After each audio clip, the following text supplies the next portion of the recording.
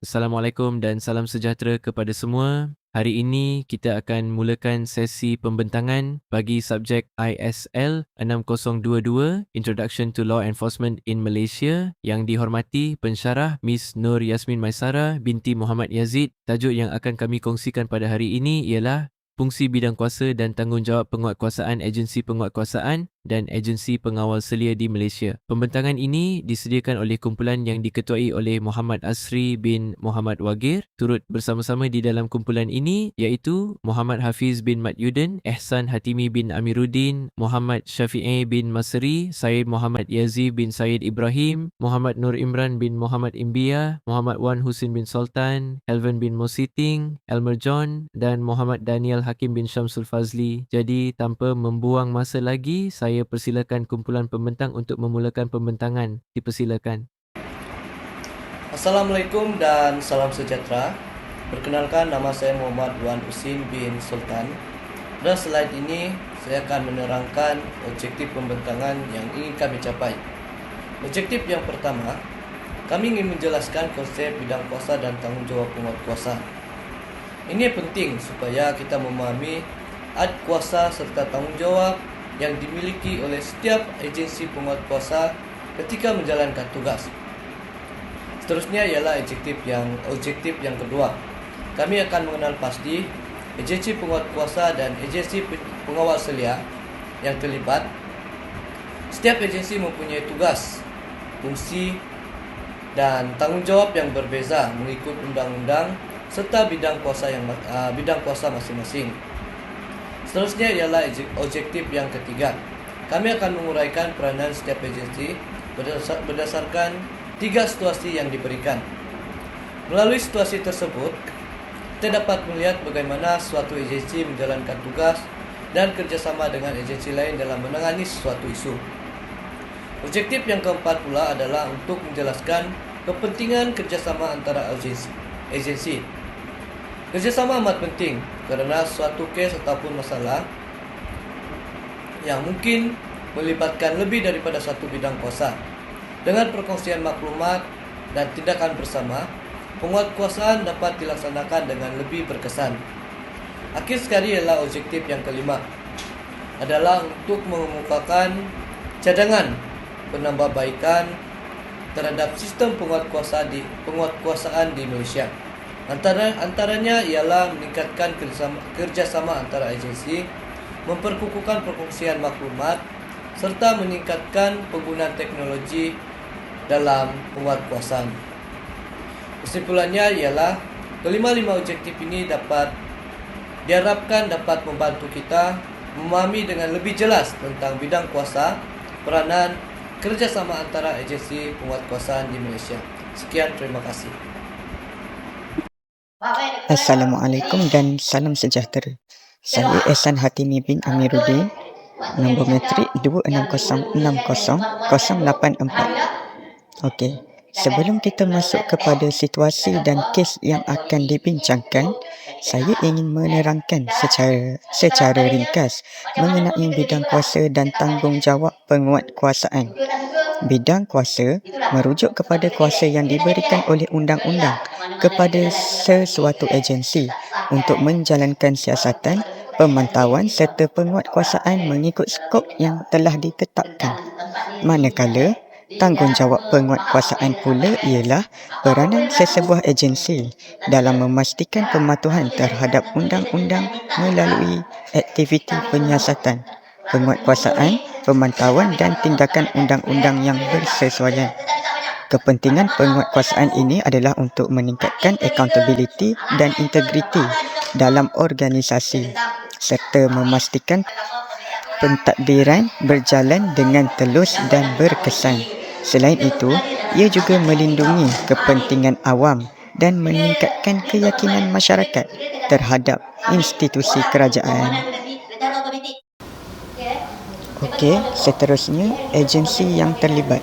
Dalam 3 situasi yang akan dibincangkan nanti, terdapat beberapa agensi yang memainkan peranan penting berdasarkan bidang kuasa masing-masing. Antaranya ialah Bank Negara Malaysia atau BNM yang mengawal selia sektor kewangan, Suruhanjaya Security Malaysia yang mengawasi pasaran modal serta Suruhanjaya Syarikat Malaysia yang bertanggungjawab terhadap urusan pendaftaran dan pematuhan syarikat. Selain itu, Lembaga Hasil Dalam Negeri Malaysia mengendalikan perkara berkaitan percukaian, manakala Polis Diraja Malaysia menjalankan siasatan berkaitan kesalahan jenayah. Jabatan Peguam Negara pula berperanan dalam aspek pendakwaan, sementara Suruhanjaya Pencegah Rasuah Malaysia mengendalikan kes-kes rasuah dan penyalahgunaan kuasa. Turut terlibat ialah Dewan Bandaraya Kuala Lumpur, Jabatan Kebajikan Masyarakat, Kementerian Pembangunan Wanita, Keluarga dan Masyarakat serta Jabatan Audit Negara mengikut skop bidang kuasa masing-masing. Kerjasama antara agensi-agensi ini amat penting bagi memastikan setiap kes dapat disiasat dan diambil tindakan secara menyeluruh serta berkesan. Selepas memahami bidang kuasa dan agensi yang terlibat, kawan saya akan menerangkan situasi pertama dan peranan setiap agensi dalam menangani isu tersebut. Itu sahaja daripada saya. Sekian, terima kasih. Selamat pagi dan salam sejahtera. Nama saya Elmer John.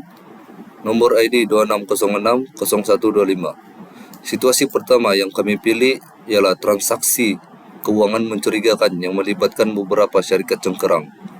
Syarikat cengkerang ialah syarikat yang biasanya wujud secara sah di atas kertas tetapi tidak mempunyai operasi perniagaan yang jelas seperti pejabat, pekerja atau aktiviti perniagaan yang aktif. Dalam situasi ini, syarikat-syarikat tersebut boleh digunakan untuk menyembunyikan atau memindahkan wang melalui beberapa akaun dan transaksi yang berlapis. Antara aktiviti yang boleh dikaitkan dengan penggunaan syarikat cengkerang ialah yang pertama, pengubahan wang haram. Wang daripada aktiviti haram disamarkan supaya kelihatan seperti wang yang sah. Yang kedua, pengelakan cukai. Transaksi atau struktur syarikat digunakan untuk menyembunyikan pendapatan dan mengurangkan tanggungan cukai secara tidak sah. Yang ketiga, pembayaran rasuah. Wang boleh dipindahkan melalui syarikat tertentu sebelum diberikan kepada pihak yang menerima rasuah. Yang keempat, pembiayaan keganasan. Transaksi kewangan yang kompleks boleh digunakan untuk menyalurkan dana kepada aktiviti keganasan. Yang kelima, menyembunyikan pemilik sebenar syarikat. Struktur syarikat yang berlapis menyukarkan pihak berkuasa mengenal pasti individu yang sebenarnya mengawal atau mendapat manfaat daripada wang tersebut. Cabaran utama dalam situasi ini ialah jenayah kewangan yang berlaku sangat kompleks dan melibatkan pelbagai pihak. Satu transaksi mungkin melibatkan beberapa syarikat, akaun bank dan bidang kuasa yang berbeza. Oleh itu, pihak penguatkuasa seperti polis, agensi anti rasuah, pihak berkuasa cukai dan institusi kewangan mungkin perlu bekerjasama dan berkongsi maklumat. Cabaran menjadi lebih besar apabila pemilik sebenar syarikat sengaja disembunyikan di sebalik beberapa lapisan syarikat. Itu saja dari saya. Sekian dan terima kasih. Slide ini menerangkan pelbagai agensi kerajaan dalam menangani situasi satu.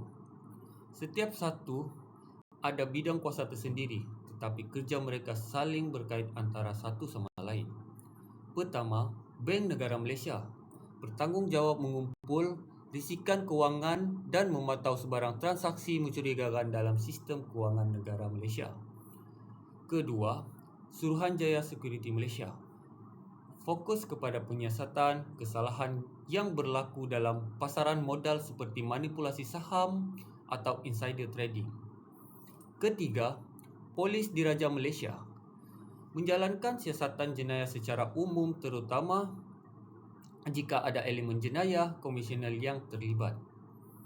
Keempat, Suruhanjaya Pencegahan Rasuah Malaysia menyiasat sebarang kes yang melibatkan rasuah.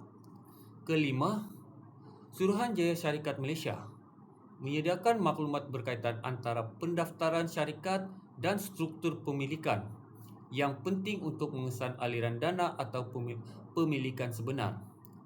Keenam, Lembaga Hasil Dalam Negeri menyiasat sebarang kesalahan berkaitan pencukaian.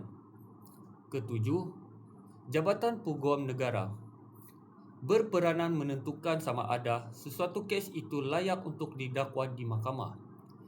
Kesimpulan setiap agensi ini mempunyai bidang kuasa tersendiri, tetapi mereka saling melengkapi antara satu sama lain.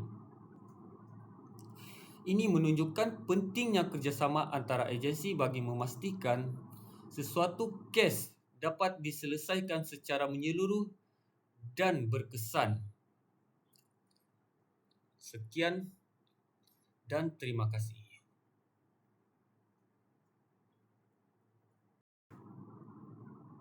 Proses kerjasama.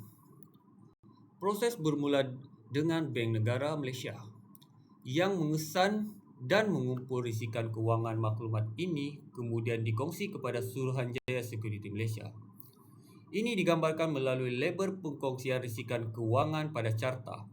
Daripada situ, proses berterus kepada Polis Diraja Malaysia untuk menyiasat jenayah, kemudian kepada SPRM jika ada unsur rasuah, seterusnya SSM untuk semakan maklumat syarikat dan pemilikan, LHDN untuk pencukaian dan akhirnya sampai ke Jabatan Peguam Negara yang akan menentukan sama ada kes ini boleh dibawa ke pendakwaan. Jadi struktur ini menunjukkan aliran kerja secara berperingkat dari pengesanan, siasatan sehingga ke peringkat pendakwaan. Hasil daripada kerjasama bersepadu ini membawa kepada 5 impak utama. Pertama, perkongsian maklumat antara agensi menjadi lebih lancar. Kedua, siasatan bersama dapat dijalankan dengan lebih menyeluruh. Ketiga, membolehkan pembukuan aset dilakukan dengan pantas jika perlu. Keempat, menyokong pendakwaan yang lebih berkesan di mahkamah. Dan terakhir, ia meningkatkan accountability keseluruhan sistem. Jadi, secara keseluruhan, walaupun setiap agensi mempunyai bidang kuasa yang berbeza seperti yang kita lihat tadi, kerjasama bersepadu ini yang membolehkan sesuatu kes, terutamanya kes kompleks seperti jenayah kewangan, dapat diselesaikan secara lebih cekap dan berkesan.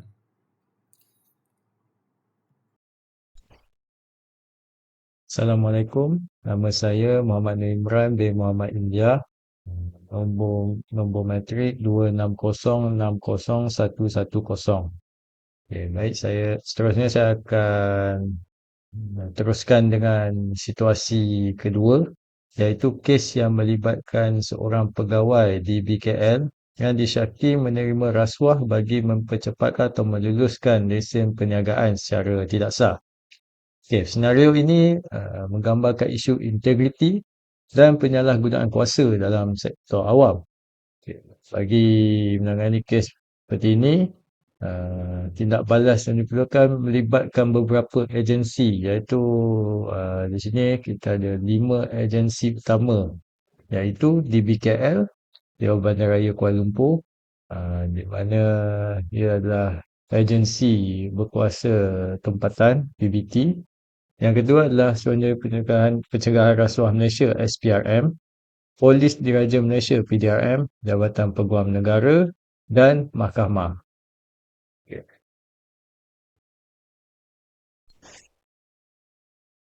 Seterusnya adalah peranan agensi-agensi tersebut dalam situasi dua ini.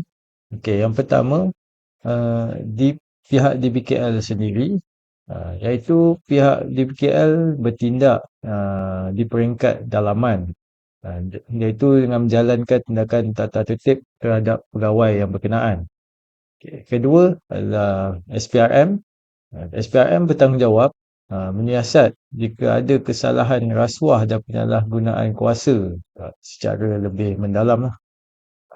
Dan ketiga adalah PDRM.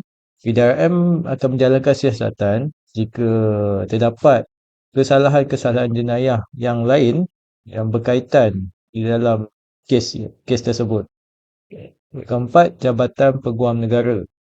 Jabatan Peguam Negara akan meneliti hasil daripada siasatan dan akan menentukan sama ada bukti tersebut cukup untuk membuat pendakwaan di mahkamah. Okey, dan terakhir adalah pihak mahkamah iaitu berperanan membicarakan kes tersebut dan menjatuhkan hukuman sekiranya tertuduh didapati bersalah. Hasil daripada uh, hierarki atau kerjasama pembahagian kuasa daripada agensi-agensi ini, kita dapat memastikan 3 perkara iaitu memastikan integriti penjawat awam ini dipelihara, dan ketelusan dalam pentadbiran sektor awam dan kerajaan dapat dipertingkatkan. Dan akhir sekali adalah gejala rasuah ini dapat dibanteras secara menyeluruh lah. Okey, itu saja untuk bahagian saya. Terima kasih. Hai, Assalamualaikum. Nama saya Muhammad Din Hakim bin Syazul Fazli. Hari ini saya nak bentangkan slide 10, pertindihan bidang kuasa. Yang pertama, walaupun terdapat beberapa agensi yang mempunyai bidang kuasa yang hampir sama, setiap agensi sebenarnya mempunyai fungsi dan fokus yang berbeza dalam menjalankan tugas penguatkuasaan. Dalam situasi tertentu, sesuatu kes boleh melibatkan lebih daripada satu agensi. Oleh itu, terdapat konsep escalation leader, iaitu proses di mana sesuatu kes boleh bergerak daripada satu agensi kepada agensi yang mempunyai bidang kuasa atau kepakaran yang lebih khusus. Pertama, DBKL. DBKL berperanan dalam menerangi isu berkaitan tata tertib dan penguatkuasaan di peringkat tempatan. Kedua, SPRM. SPRM pula memberi fokus kepada siasatan berkaitan rasuah, terutamanya apabila terdapat unsur suapan atau salah guna kuasa. Yang ketiga adalah PDRM. PDRM berperanan dalam penyiasatan jenayah yang melibatkan kesalahan di bawah Undang-Undang Jenayah. Dan yang keempat, Jabatan Peguam Negara. Jabatan Peguam Negara pula mempunyai peranan dalam aspek pendakwaan, iaitu menentukan tindakan undang-undang yang sesuai berdasarkan hasil siasatan. Dan yang terakhir, Mahkamah. Mahkamah merupakan peringkat di mana sesuatu kes dibawa untuk perbicaraan dan penghakiman berdasarkan undang-undang serta bukti yang dikemukakan. Jadi, walau terdapat pertindihan bidang kuasa, perkara ini tidak semestinya menjadi masalah sekiranya setiap agensi menjalankan fungsi masing-masing dan mempunyai kerjasama serta koordinasi yang baik. Antara kelebihan pembahagian ini telah dapat mengelakkan pertindihan tugas, memanfaatkan kepakaran setiap agensi dan seterusnya meningkatkan keberkesanan suatu penyiasatan. Kesimpulannya, pertindihan bidang kuasa boleh diurus melalui kerjasama antara agensi supaya sesuatu kes dapat disiasat dan diambil tindakan dengan lebih berkesan. Sekian, terima kasih.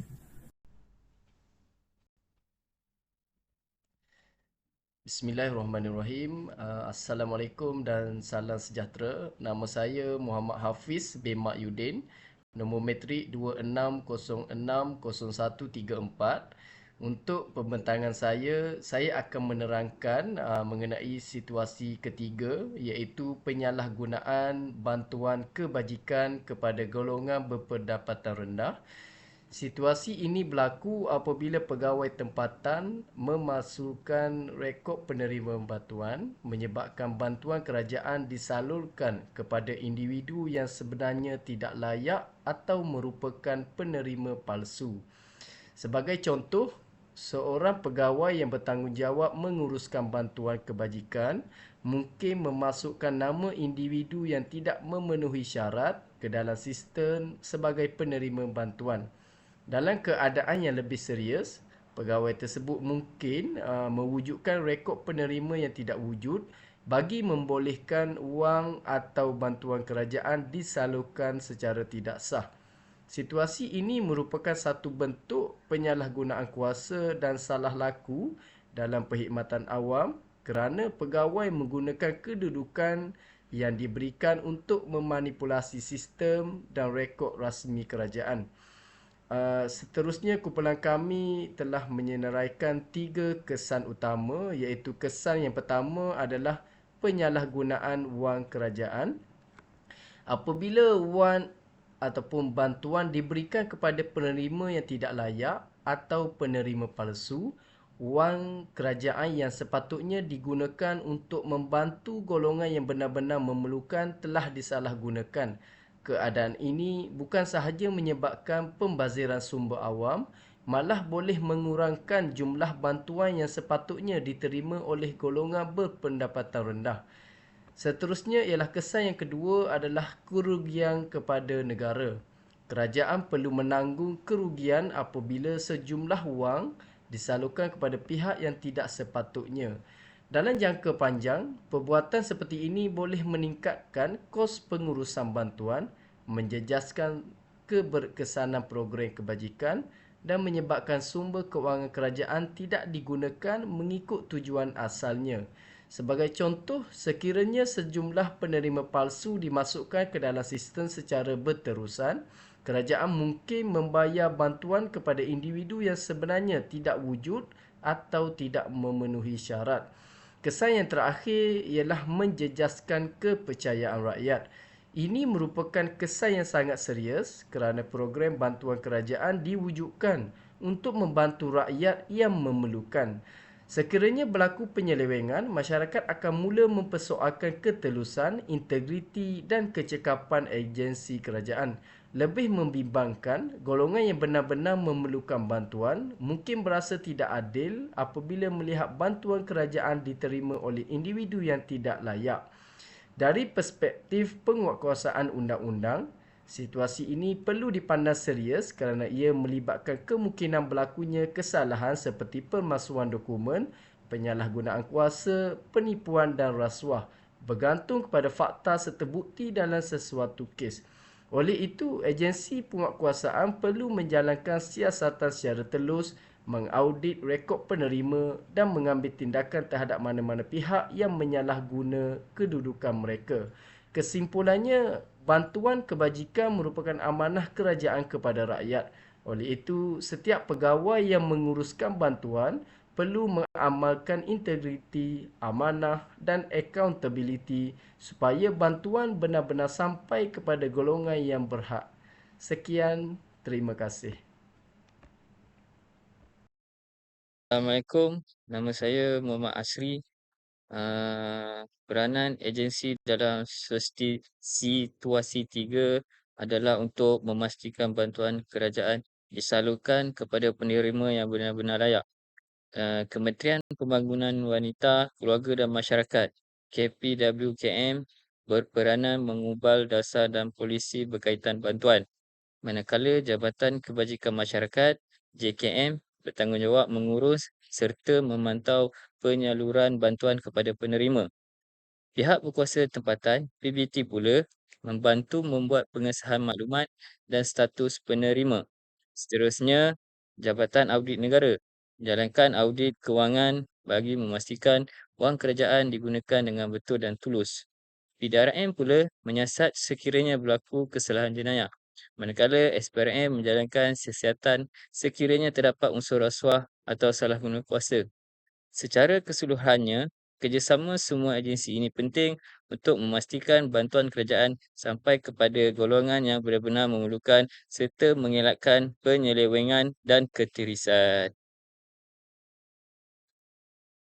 Baik, untuk kerjasama antara agensi dalam situasi 3 melibatkan beberapa pihak bagi memastikan sebarang penyelewengan bantuan kerajaan dapat dikesan dan diambil tindakan.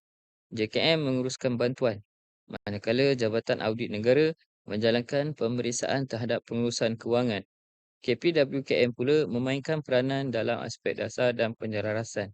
Jika terdapat kesalahan jenayah, PDRM menjalankan siasatan, manakala SPRM menyiasat sekiranya terdapat unsur rasuah atau salah guna kuasa.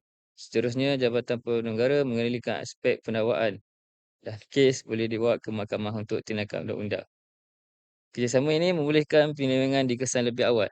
Siasatan menjadi lebih berkesan, tabik urus dikukuhkan dan accountability ditingkatkan.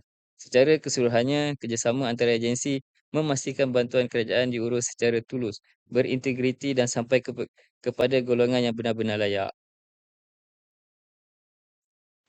Okey, nama saya Muhammad Syafi'i bin Masri.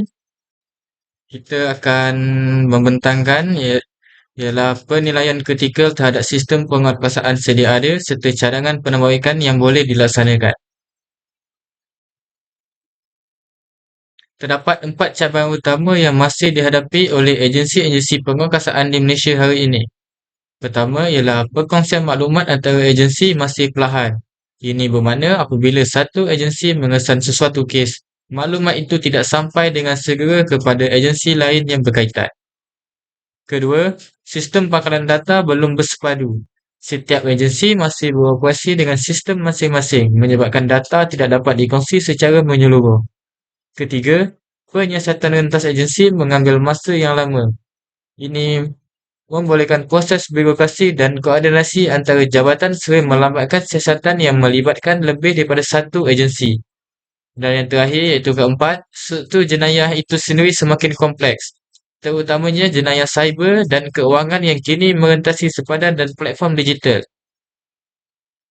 Jadi, berdasarkan cabaran-cabaran ini, kami mengemukakan 5 cadangan penambahbaikan, iaitu yang pertama, mewujudkan pangkalan data bersepadu supaya semua agensi dapat berkongsi maklumat dalam satu sistem yang sama. Yang kedua, memperluaskan penggunaan kecerdasan buatan atau AI dalam pengesanan penipuan bagi mempercepatkan proses pengenalpastian jenayah. Yang ketiga pula, mempercepatkan perkongsian maklumat secara masa nyata atau real time antara agensi penguatkuasaan. Yang keempat pula, memperkukuhkan perlindungan kepada pemberi maklumat supaya lebih ramai individu berani tampil memberi kerjasama tanpa rasa takut akan risiko pribadi. Dan akhir sekali, melaksanakan penggiliran pegawai di bahagian berisiko tinggi, iaitu sebagai langkah pencegahan terhadap rasuah dan penyalahgunaan kuasa.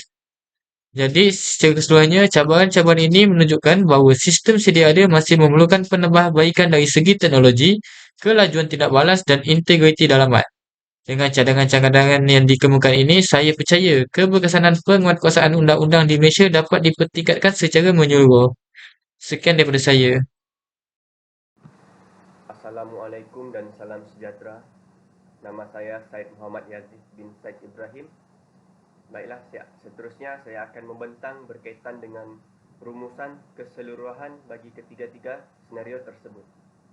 Daripada ketiga-tiga situasi tersebut, dapat disimpulkan bahawa antaranya setiap agensi mempunyai bidang kuasa yang jelas. Selain itu juga, kerjasama antara agensi merupakan elemen utama dalam memastikan keberkesanan penguatkuasaan. Di samping itu juga, penyelarasan yang baik dapat mengelakkan pertindihan tugas dan mempercepatkan proses penyiasatan. Akhir sekali, tadbir urus yang telus dan berintegriti meningkatkan keyakinan masyarakat terhadap sistem penguatkuasaan undang-undang di Malaysia. Sekian dan terima kasih.